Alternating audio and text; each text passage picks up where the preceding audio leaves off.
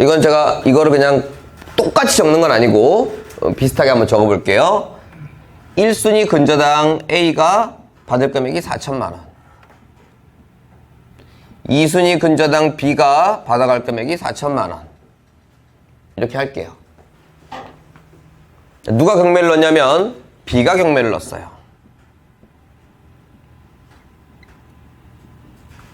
청구액 4천만 원. 자, 이 물건의 가격은 최저가라고 하지 않고 우리가 낙찰받을 금액이라고 가정하겠습니다. 난 4천만 원에 낙찰받을 거예요. 그렇다면 이 4천만 원의 배당금은 그대로 A한테 가겠죠? 그러면 신청한 B는 받아갈 금액이 전혀 없죠. 이거를 잉여가 없다. 그래서 직권으로 취소한다 라고 얘기를 할 거예요. 여긴 사건 번호가 부여되겠죠? 2018 1번이라고 할게요. 그럼 이거 같은 경우는 낙찰이 되고 잔금을 내기 전에 낙찰 불허가가 날 겁니다. 불허가가 나고 왜 그래요? 그러면 이제 어쩌고저쩌고 할 거예요. 신청 채권자의 잉여가 없어서 직권으로 취소하겠습니다 라고 얘기하겠죠. 그러면은 보증금을 안 돌려주는 건 아닙니다. 돌려주겠죠. 하지만 우리가 보증금 돌려받으려고 경매를 하는 건 아니에요. 이 물건이 4천만 원의 가치가 있기에 우리가 도전을 해본 거겠죠. 자, 그럼 여러분들은 어떻게 하시라고 했습니까, 제가? 그렇죠. 우리에겐 취소란 없다. 이런 말씀 드렸죠? 우리에겐 취소란 없다. 우리에겐 무익여란 없다. 말씀드렸습니다. 우리에겐이라는 건 9% 출신들은 그런 게 없다. 취소라는 말을 잊어먹어라까지도 말씀드렸어요. 자, 우리는 제가 며칠 전이랑까지 구체적으로 얘기해 주는데 보름 전, 맞아요. 보름 전에 A를 찾아갑니다. 찾아가서 네 돈은 잘 갖고 있냐? 당연히 안 갖고 있을 겁니다. 네가 경매를 안 넣으면 너 아무 걱정 없냐? 물어보세요. 무슨 걱정이 있어요? 내가 낙찰 받으면 내가 다 받아오는데 이순위는 뭐 그렇다 치더라도 너 모르나 본데 너가 다 받아가더라도 얘가 잉여가 없으면 다시 경매는 취소되고 네가 다시 경매 넣어야 그때 감정하고 그때 공고하고 그때 모두 송달하고 다 해서 또 몇 년 걸려갖고 경매가 나오고 유찰되기 시작하고 하면 또 1, 2년 또 걸린다 너. 맞잖아요. 그렇기 때문에 네가 지금 돈을 못 받고 있는 상황이라면 지금 특단의 조치를 써야 돼. 그럼 그게 뭔데요? 지금 가서 숟가락 올려놔. 얘가 이미 경매 신청해놨죠? 그럼 지금이라도 가서 신청하라 이겁니다. 그러면 사건 번호는 달라지겠죠? 이게 중복경매.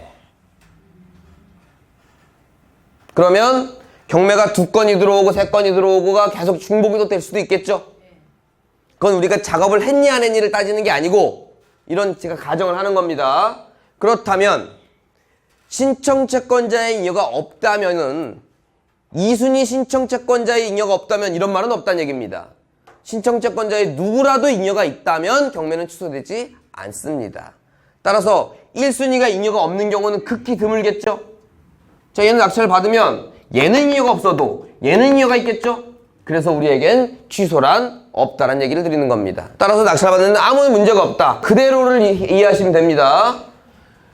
누가 경매를 신청했던 자, 여기서 1순위, 2순위, 3순위, 4순위, 5순위 근저당권자예요. 1억, 1억, 1억, 1억, 1억이에요. 낙찰가가 1억밖에 안 돼. 그럼 신청한 사람을 줍니까? 당연히 아니지. 상식이라고 생각해 보십시오. 이 사람은 정확한 금액을 1억이라는 금액을 정확히 알고 빌려준 사람이고 2, 3, 4, 5분단은 잘 모르고 빌려준 사람이죠. 근데 잘 모르고 빌려준 사람이 먼저 그 배당을 해준다면 잘 모르고 빌려준 사람이 아니라 사기꾼이 될 확률이 크겠죠. 사회가 굉장히 혼란스러워질 겁니다. 따라서 누가 신청했냐가 아니고 몇 순위에 잡혀있느냐. 더 중요한 건 이건 이제 질문에 대한 대답이었을 뿐이고 더 중요한 건 다시 한번 복습하지만 우리에겐 취소란 없다.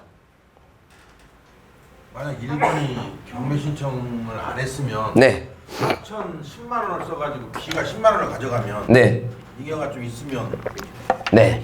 법적으로 따지면 그 말이 맞습니다. 잉여가 없다는 건 이걸 만족해 줘야 된다가 아니라 단 1원이라도 있다면 얘는 취소되지 않는답니다. 그럼 이게 없다는 가정하죠? 근데 여러분들이 B예요. 이제 B 입장을 가볼게요. 배당금이 1원이래. 그럼 얘는 어떤 수를 쓰더라도 취소가 아닌 취하를 시킬 겁니다. 그렇겠죠?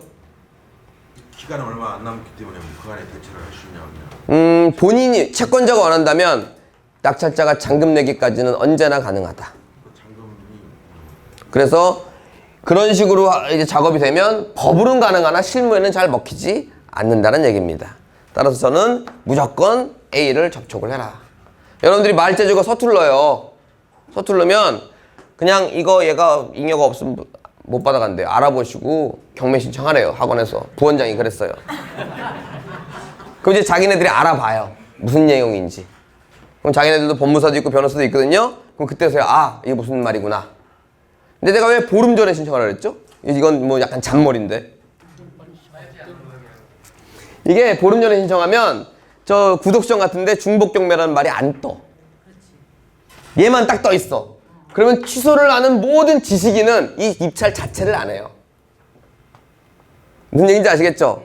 일단 지식인이라는 사람들 아예 모르면 입찰합니다. 요 중간 사람들이 입찰을 안 하는 거예요. 그리고 너무 늦게 신청하면 하루 전에 신청하면 뭐라 그랬어요? 하루 전에 신청하면 얘가 촉박하잖아.